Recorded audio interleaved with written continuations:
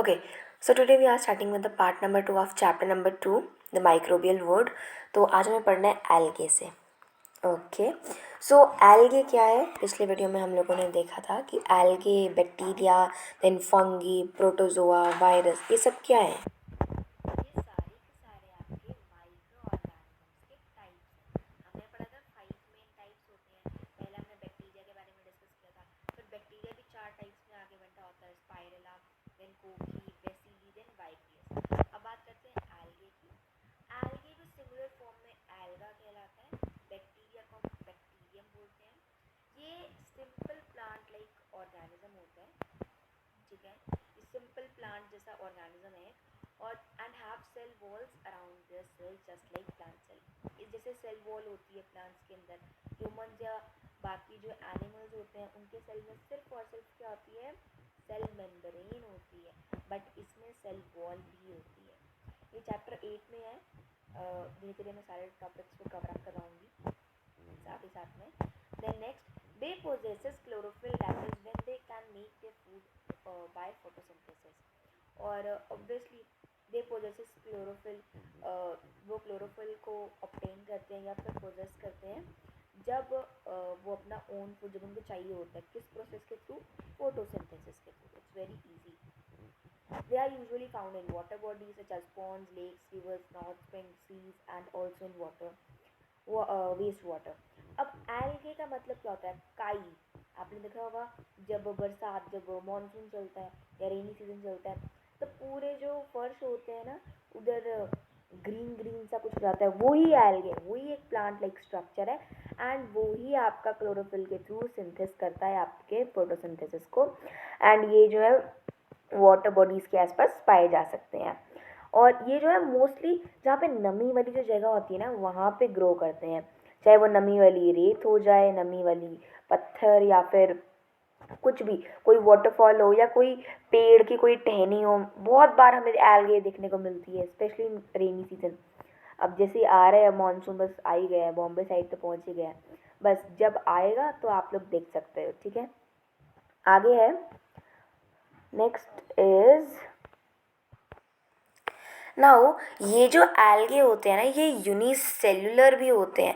Now unicellular मैंने chapter 8 के part 1 या पार्ट 2 में पढ़ाया था कि क्या होता है यूनिसेल्युलर.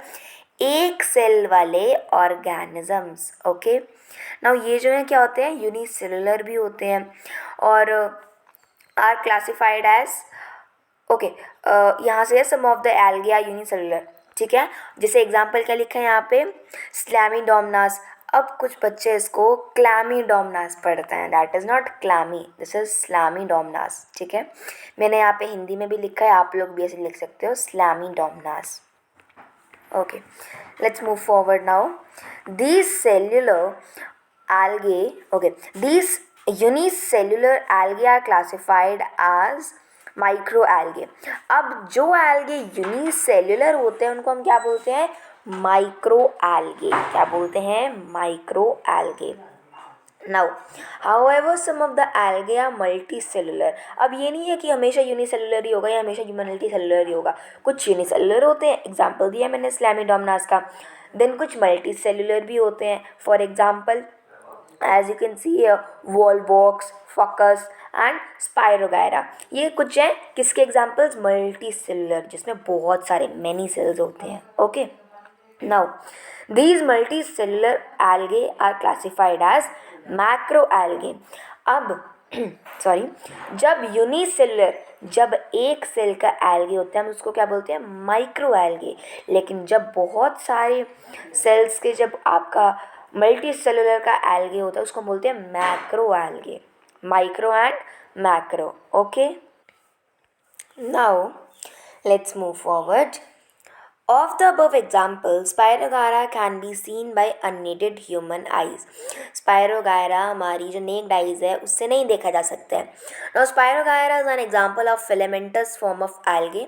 एक filamentous form of algae का ये example है. आप लोगों ने पढ़ा होगा क्लास 7th के इसमें expanded universal science book में. I guess उसमें था आपको reproduction in plants chapter 10 और 11 something like that chapter was it. तो उसमें रिप्रोडक्शन इन प्लांट्स में हमने पढ़ा था ना कि स्पायरोगायरा वगैरह हमने पढ़ा था, it is a filamentous form, ये आप लोग पिछले साल पढ़ चुके हो already, right. Now it has similar cells, इसके एक जैसे सेल्स होते हैं, that are join end to end in long chain and appear like filamentous, like this way. This is the example of your Spirogyra, this is the image of Spirogyra, as you can see, now it's clear. And this is the focus, ये भी multi cellular organism में देख सकते हो आप लोग। This is the, ये है यूनिसेल्युलर ऑर्गेनिज्म, ठीक है, ये है स्लैमिडोमनास, ये यूनिसेल्युलर ऑर्गेनिज्म है। Volvox again multicellular organism. Let's move forward to fungi. Now fungi का सिंगुलर क्या है? फंगस। सिंगुलर याद रखना है, फंगी का फंगस, एल्गे का एल्गम, देन बैक्टीरिया का बैक्टीरियम, ठीक है। ये जो है नॉन ग्रीन ऑर्गेनिजम्स होते हैं और बॉडीज़ में, किसी भी ऑर्गेनिज्म की बॉडीज़ में पाए जाते हैं, और थ्रेड लाइक स्ट्रक्चर्स होते हैं, जिनको, इनके पास थ्रेड लाइक स्ट्रक्चर्स होते हैं, इसको हम क्या बोलते हैं? हाइपे बोलते हैं। Now they were once categorized as non-green photosynthesis, as non-green plants. However, they are not plants as they lack chlorophyll, so cannot perform photosynthesis and have cell walls different from plant cell walls depending on, okay, here पूरी book visible नहीं है। Depending on the mode of nutrition, fungi are classified as saprophytic and parasitic. Already पढ़ चुके हैं, right? आप समझाती हूँ क्या मतलब हुआ। फंगी क्या है? एक नॉन ग्रीन, यानी ग्रीन कलर में नहीं होती है फंगी, ये नॉन ग्रीन है, यानी ग्रीन कलर में नहीं पाई जाती है, और ये ऑर्गेनिज्म किसी भी जीव जंतु के बॉडीज़ पे पाई जा सकती हैं, ठीक है। जैसे स्ट्रक्चर आप लोगों ने, इसका जो स्ट्रक्चर है ना, वो थ्रेड लाइक होता है, लाइक व्हाट, हाइपे की तरह। नाउ ये जब कैटेगराइज्ड की गई थी तो ये नॉन ग्रीन प्लांट्स में पाई गई थी, लेकिन ये जो है जब मतलब when they are in the lack of food, जब उनके पास खाना नहीं होता है, तो भी ये क्लोरोफिल का नहीं, मतलब क्लोरोफिल प्रोसेस को नहीं अपनाते हैं, so they can not perform the photosynthesis. Obviously chlorophyll नहीं होगा तो फोटोसिंथेसिस कहाँ से होगी, राइट। नाउ आगे चलते हैं। एंड हैव सेल वॉल्स, लेकिन हाँ, जैसे मान लो प्लांट सेल की बॉडीज में रह रही है, तो जैसे प्लांट सेल में वॉल सेल्स है तो इसमें भी वॉल सेल्स होंगी, ठीक है, सेल वॉल होंगी। Now depending on the mode of nutrition, अब ये कौन से मोड ऑफ न्यूट्रिशन में डिपेंड करती है? आखिर इसके पास तो नॉन ग्रीन, ये हमने पढ़ा ऊपर, क्लोरोफिल तो होता ही नहीं है इसके पास, तो फोटोसिंथेसिस परफॉर्म नहीं कर सकता है, तो ये किसके ऊपर डिपेंड रहता है? ये रहता है सैप्रोफाइटिक एंड पैरासाइटिक। पैरासाइटिक और सैप्रोफाइटिक का क्या मतलब है? क्लास 7th में ऑलरेडी पढ़ ली है, आई नो इट। ना वो सैप्रोफाइटिक क्या, कौन सा मोड ऑफ न्यूट्रिशन में हमने पढ़ा था ये? पैरासाइटिक का बताती हूँ पहले। पैरासाइटिक मतलब ऐसा कोई ऑर्गेनिज्म जो दूसरे ऑर्गेनिज्म के ऊपर रह रहा हो और उससे अपना खाना, मतलब उसी का खाना चुरा रहा हो, चुरा नहीं लेकिन ले रहा हो। Now let's come to the saprophyte. It means कि जैसे आप लोगों ने देखा होगा ना, जब बहुत सारे हम लोग जब कचरा कूड़ा वगैरह जब आप लोग फेंकते होंगे अपने बैकयार्ड में या किचन गार्डन में, तो वहाँ पे आप लोगों ने देखा होगा वो कचरा 2 दिन में गुम हो जाता है, तो उनको खाने वाले आपके सैप्रोफाइटिक्स ही होते हैं, ठीक है। जो ऐसी चीज़ें, ऐसा कोई फंगस जो सैप्रोफाइटिक होता है, यानी वो किसी और न्यूट्रिएंट्स के ऊपर निर्भर रहता है, डेड एंड डिकेड मैटर्स के ऊपर निर्भर रहता है, ओके। अब फंगी ज़्यादातर ऑब्वियसली मॉइस्ट पाए जाते हैं, जिस तरह से मॉइस्ट प्लेसेस में एल्गी पाए जाते हैं। कुछ एग्जांपल्स फंगी के हैं, yeast. Now do tell me in the comments, आप लोगों ने क्लास 7 में पढ़ा है चैप्टर 10 रिप्रोडक्शन इन प्लांट्स में कि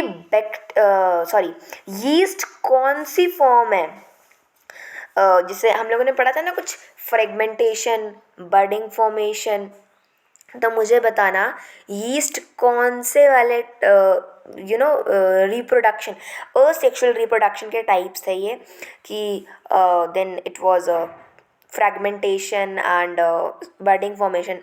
तो मुझे बताना कि ये जो यीस्ट है ये कौन से इसमें है, ठीक है, do tell me. Let's move forward now. Some common examples are fungi, yeast जो कि बेकरीज में बहुत आसानी से पाया जाता है, आपके केक्स में भी डलता है वो, राइट। राइजोपस ब्रेड मोल्ड में जो पाया जाता है, then next is Agaricus, mushrooms में पाया जाता है. Penicillium. Except yeast, all fungi are multicellular. Except mushroom, all fungi are microscopic. Now, ये जो जितने भी जो यीस्ट के अलावा जितने भी आपको ये दिख रहे हैं, राइजोपस, अगारिकस, पेंसिलियम, ये सारे के सारे मल्टी सेलुलर हैं. लेकिन यीस्ट क्या है? यूनिसेलुलर. अब मशरूम को छोड़ के बाकी सारे माइक्रोस्कोपिक हैं. यानी मशरूम क्या है, यानी अगारिकस क्या है? Macroscopic. Okay, let's move forward now. एक एक्टिविटी दी है. Take a piece of fresh bread and wet it with some water. Keep it inside a plastic bag and place the plastic bag in warm place for a week. You will observe cottony grayish growth on the piece of bread. This is colony of fungus. ठीक है. Now observe the fungus colony and under a microscope with the help of your teacher. They all appear like a tangle of thread. Now you all can perform this activity at your homes. It's very simple. But school में जब जाएंगे तब हम लोग microscope का use कर सकते हैं. I can't perform this activity because I don't have any microscope now at my home. ठीक है, तो आप लोग कर सकते हो अगर आपके पास माइक्रोस्कोप है. मुझे बताना किस किस के पास माइक्रोस्कोप है. Now next is protozoa. Okay, protozoa. The word protozoa means little animals. पहले ही बता दिया इन्होंने कि प्रोटोजोआ का मतलब है छोटे छोटे animals. Obviously they are again macroscopic. Now protozoa का सिंगल क्या होता है? प्रोटोजोन. और ये यूनिसेलुलर ऑर्गेनिज्म होते हैं. कुछ ऐसे ऑर्गेनिज्म जो होते तो बहुत छोटे लिटिल एनिमल्स हैं, लेकिन एनिमल जैसी करेक्टरिस्टिक्स होती हैं इनके अंदर. They do not have a cell wall. पहली बात, सेल वॉल नहीं होती है. सेल वॉल सिर्फ प्लांट सेल में पाई जाती है. तो ऑब्वियसली ये जो है क्या हो गया? एनिमल्स की कैटेगरी में आ गया. Then they lack chlorophyll. Okay, they can move around to capture food like algae. Next is not algae, like I can't remember it. Wait a second. Amoeba. Yes, amoeba की तरह. Next is most of them are heterotrophic in nature. Heterotrophic क्या होता है? Autotrophic and heterotrophic mode पढ़ा है class 7 के chapter 1 पे, nutrition in plants में. हेटेरोट्रॉफिक होता है जो किसी और पे डिपेंड होता है अपने खाने में. ऑटोट्रॉफिक जो अपना खाना खुद बनाते हैं. Autotrophic example is plants. Heterotrophic example है बाकी एनिमल्स या जैसे ये प्रोटोजोआ वगैरह वगैरह जो भी हैं ये. Even we are also heterotrophic. हम बोलते हैं हम तो खुद खाना बनाते हैं, लेकिन जो खाना है वो मिलता कहाँ से है? ऑब्वियसली प्लांट्स से, right. Let's move forward now. Most of them are heterotrophic in nature as they obtain nutrition from other organisms. Some of them are parasitic such as plasmodium that causes the malaria. अब कुछ है example यहाँ पे. Plasmodium है जैसे जो malaria cause करते हैं, ये पैरासाइटिक है. ठीक है. Now protozoa are mostly aquatic in nature, यानी पानी के नीचे ही फाउंड किए जाते हैं प्रोटोजोआ मैक्सिममली. एंड ये कॉमन एग्जांपल है प्रोटोजोआ के, जैसे कि पैरामीशियम हो गया. Then next is your trypanosoma. Next is amoeba. Amoeba मैंने जस्ट एग्जांपल दिया था. तो अमीबा किसकी कैटेगरी में आता है? प्रोटोजोआ की कैटेगरी में आता है. Next is virus. वायरसेस का सिंगुलर होता है वायरस.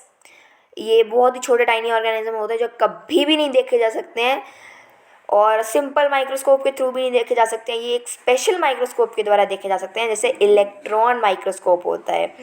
और इनके पास कोई पर्टिकुलर सेल स्ट्रक्चर नहीं होता है. ये जेनेटिक मटेरियल के बने होते हैं and they are surrounded by a protein cover. ये किससे बाउंड होते हैं? प्रोटीन कवर से लोग सराउंडेड होते हैं. नाउ ये जो है माइक्रोब्स होते हैं, ऐसे माइक्रोब्स जो सारी की सारी करेक्टरिस्टिक्स दोनों नॉन लिविंग की भी दिखाते हैं और लिविंग की भी करेक्टरिस्टिक्स दिखाते हैं. अब एक वायरस जो है एक लिविंग ऑर्गेनिज्म की तरह बिहेव करता है जब वो एक ऑर्गेनिज्म की बॉडी के अंदर हो, यानी जब वो एक होस्ट की तरह हो. ठीक है. और इवन इट रिप्रोड्यूसेस, ये रिप्रोड्यूस भी करता है और कैरी करता है लाइफ प्रोसेसेस को inside the body of the host. जैसे body of the host, obviously we can also have virus. अब कोविड वायरस चल रहा है आजकल, कोविड-19, राइट. वो भी एक वायरस है, सेम टू सेम यही वायरस है वो.